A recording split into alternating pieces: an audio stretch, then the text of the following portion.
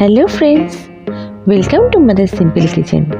আশা করি যে যেখান থেকে আমার ভিডিওটা দেখছো, কাছে দূরে দেশে বিদেশে সবাই ভালো আছো।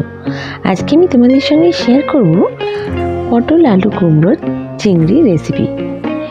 একদম সুন্দর সহজভাবে একদম খুব সুন্দর একটা রেসিপি, তোমরা নিশ্চয়ই একবার ট্রাই করে দেখো।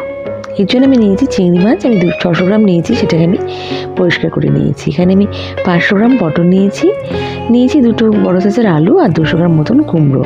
সবগুলোকে আমি ডুমো ডুমো করে কেটে নিয়েছি। এবার কড়াইতে পরিমাণ মতন সর্ষের তেল দিয়ে আমি এখানে প্রথমে পটলটাকে ভেজে নেব। দেখো পটলটা আমি দিয়ে দিচ্ছি। পটলটা ভাজার সময় আমি এখানে কোনো হলুদ দিচ্ছি না। যদি পটলটা হলুদ দিয়ে ভাজো তাহলে তেলটা কালো হয়ে যাবে আর রান্নাটা করলে পরে ভালো হবে না। এখানে আমি সামান্য মতন নুন দিচ্ছি। নুন দিয়ে পটলটাকে হালকা লাল লাল করে ভেজে আমি তুলে রাখবো। দেখো আমি এখানে অ্যাড করে দিলাম পটলটা আর নুনটা দিচ্ছি, দিয়ে ভালো করে ভেজে নিচ্ছি। পটলগুলো ভাজলে পরে ভালো করে ভেজে রাখলে পরে সবজির টেস্টটা খুব ভালো হয়। একইভাবে আমি কুমড়োটাও ভেজে নেব। দেখো পটলগুলো আমি তুলে নিলাম। এবার একই তেলে আমি কুমড়োটা ভেজে নিচ্ছি। একইভাবে কুমড়োটা অ্যাড করছি। তার মধ্যে কিন্তু আমি অ্যাড করবো এখানে সামান্য নুন আর হলুদের গুঁড়ো দিয়ে আমি কুমড়োটাকে বেশ হালকা লাল লাল করে ভেজে তুলে রাখবো। প্রত্যেকটা সবজি ভাজলে পরে রান্নার স্বাদটা যেরকম বেড়ে যায়, রান্নার টাইমটাও কিন্তু কম লাগে। যেহেতু ভাজলে পরে সবজিটা অর্ধেকে বেশি সেদ্ধ হয়ে যাচ্ছে আর রান্নার টাইমটাও ভালো কম লাগছে আর টেস্টটা তো দ্বিগুণ বেড়ে যায়। দেখো কুমড়োটা আমি ভেজে তুলে রাখছি। এবার আমি এখানে অ্যাড করে দিচ্ছি কেটে রাখা আলুগুলো। এখানে আমি দুটো বড় সাইজের আলু নিয়েছি, কেটে রেখেছি ডুমো ডুমো করে কেটে আমি তেলে ভেজে নিচ্ছি।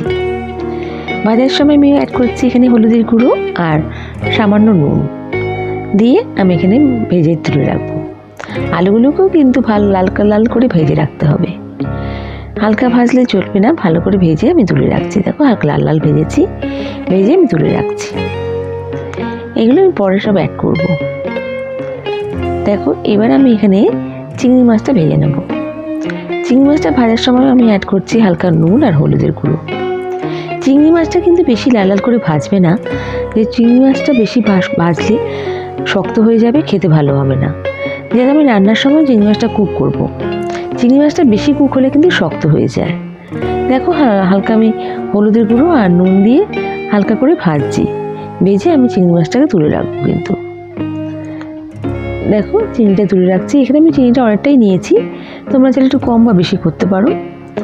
চিংড়ি যখন এটা চিংড়ি আলু পটল কুমড়ো চিংড়ি, তো চিংড়িটা দিলেই ভালো লাগে বেশি। দেখো আমি চিংড়িটা ভেজে তুলে রাখলাম। এবারে একই কড়াইতে আমি দুটো শুকনো লঙ্কা ফোড়ন দিচ্ছি, তেজপাতা দিচ্ছি আর গোটা গরম মশলা দিচ্ছি, দিয়ে একটু হালকা ভেজে নিচ্ছি। যখন বেশ সুন্দর একটা ঘ্রাণ আসবে তখন আমি এর মধ্যে অ্যাড করব কেটে রাখা পেঁয়াজ। আমি এখানে বড় দুটো পেঁয়াজ নিয়েছি, কেটে রেখেছি, চপ করে নিয়েছি। আর এখানে দেখো পেঁয়াজটা দিয়ে ভালো করে একটু ভাজা করে নিচ্ছি। আমি এখানে চপারের সাহায্যে পেঁয়াজটা চপ করেছি। তোমরা চাইলে মিক্সিতে বাটতে পারো, কিন্তু বাটার থেকে এই চপ করে দিলে রান্নার স্বাদটা খুব ভালো হয়। দেখো এখানে আমি এরপর অ্যাড করলাম আদা রসুন বাটা। আমি এখানে 2 চামচ মতন আদা রসুন বাটা অ্যাড করছি। প্রত্যেকটা মশলা দিয়ে একটু টাইম দিচ্ছি, তারপরে আমি নেক্সট মশলাটা অ্যাড করছি। কিন্তু দিয়ে আমি দেখো ভালো করে একটু নাড়িয়ে চাড়িয়ে নিচ্ছি। দেখো ভালো করে যখন একটুখানি হালকা তেল ছাড়ছে, এরপরে আমি এখানে অ্যাড করব স্বাদ অনুযায়ী নুন আর আমি এখানে দেবো চিনি। আমি এখানে 1 চামচ চিনি দিচ্ছি। চিনিটা দেওয়ার ফলে রান্নার কালারটা সুন্দর আসবে। এখানে কিন্তু মিষ্টির কোনো ব্যাপার না, তাও যদি তোমরা চাও চিনিটাকে অ্যাভয়েড করতে তাহলে অ্যাভয়েড করতে পারো। দেখো চিনিটা দিয়ে এবার আমি এর মধ্যে অ্যাড করবো হলুদের গুঁড়ো। 1 চামচ হলুদের গুঁড়ো দিচ্ছি, 1 চামচ লঙ্কার গুঁড়ো দিচ্ছি আর 1 চামচ আমি এখানে জিরে গুঁড়ো দিচ্ছি। ঝালটা তোমরা কম বা বেশি তোমাদের স্বাদ অনুযায়ী বাড়াতে বা কমাতে পারো। দেখো অ্যাড করে দিয়ে ভালো করে একটু হালকা ফ্রাই করে নিচ্ছি মশলাটাকে।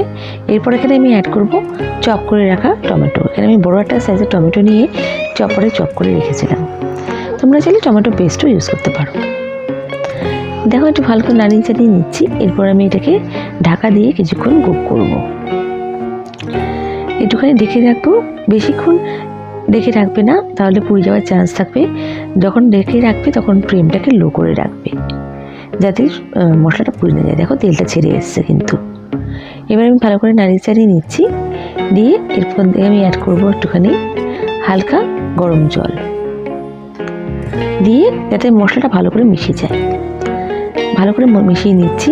এরপর আমি ভেজে রাখা আলুটা অ্যাড করে দিচ্ছি। ভেজে রাখা আলুটা অ্যাড করে কিছুক্ষণ আমি মশলার সঙ্গে ভালো করে ফ্রাই করে নেব। তারপরে আমি এখানে অ্যাড করব ভেজে রাখা কুমড়ো আর পটল।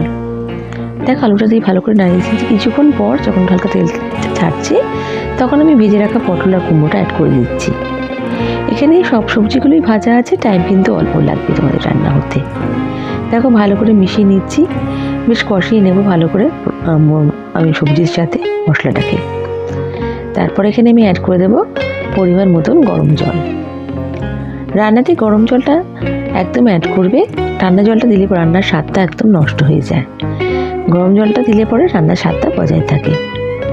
এবার আমি দেখো পরিমাণ মতন গরম জল অ্যাড করে দিচ্ছি। যতটা তোমরা গ্রেভি রাখবে সেই আন্দাজে অ্যাড করো, যেহেতু কিছুটা টানার পর তারপর সেই হিসেবে তোমাদের ঝোলটা কিন্তু কমে যাবে। এখানে আমি চিনিটা অ্যাড করে দিচ্ছি। তবে এই রান্নাটা একটু মাখা মাখা ভালো লাগে, বেশি ঝোল এই রান্নাটা ভালো লাগে না। দেখো এখানে আমি অ্যাড করে দিলাম চিংড়িগুলো। একটুখানি টাইমে বয়েল করবো, তারপর আমি সার্ভ করে দেবো। এটা কিন্তু চিনিটা বেশি সেদ্ধ হতে টাইম লাগবে না। দেখো প্রায় ঝোলে একটু হালকা টেনেছে। আমি এখানে 1 চামচ গরম মশলা গুঁড়ো দিচ্ছি আর 1 চামচ ভাজা মশলা দিচ্ছি। ভাজা মশলার রেসিপিটা আমার চ্যানেলে তোমরা পেয়ে যাবে। ভাজা মশলা আছে ধনে, জিরে, মৌরি, এলাচ আর শুকনো লঙ্কা। শুকনো খোলায় ভেজে আমি এটাকে গুঁড়ো করে নিয়েছি। ডিটেলসে জানতে চাইলে আমার চ্যানেলে যে ভাজা মশলার রেসিপিটা আছে তোমরা দেখে নিতে পারো, আমি আই বাটনে দিয়ে দেবো। দেখো এবার আমি সার্ভ করে দিচ্ছি। বন্ধুরা আমার রেসিপিটা যদি ভালো লেগে থাকে প্লিজ লাইক করো, আর নতুন বন্ধুরা আমাকে সাবস্ক্রাইব করে আমার পাশে থেকে যেও। তোমাদের এক একটা লাইক কমেন্ট আমাকে মোটিভেট করে নতুন নতুন রেসিপি নিয়ে আসার জন্য। আর আমার এই রেসিপিটা কেমন লাগলো আমায় কমেন্ট করে নিশ্চয়ই জানিও। নেক্সট রেসিপি নিয়ে আমি আবার হাজির হয়ে যাব। তোমরা সবাই ভালো থেকো, সুস্থ থেকো, বাই।